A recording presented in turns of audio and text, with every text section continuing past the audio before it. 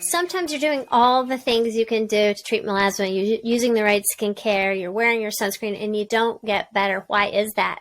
It can be your lifestyle habits or something you're doing. I actually had a patient who we were doing everything for the melasma, and we just couldn't clear it. And she promised she was using her skincare products and everything. And so we talked and talked, and it turned out she was a chef. And every day at work, she was opening the oven and sticking her head in and checking on the food, and that heat was blasting her in the face. I had the same story. I had another patient who was going to those infrared saunas at the gym, and we figured that out.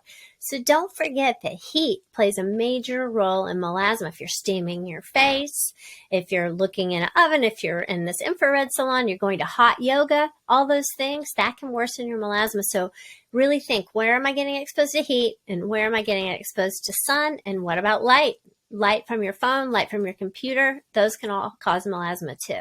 So if you're not getting better on your skincare products, take a look at what you're doing in your lifestyle and see if you can make some changes.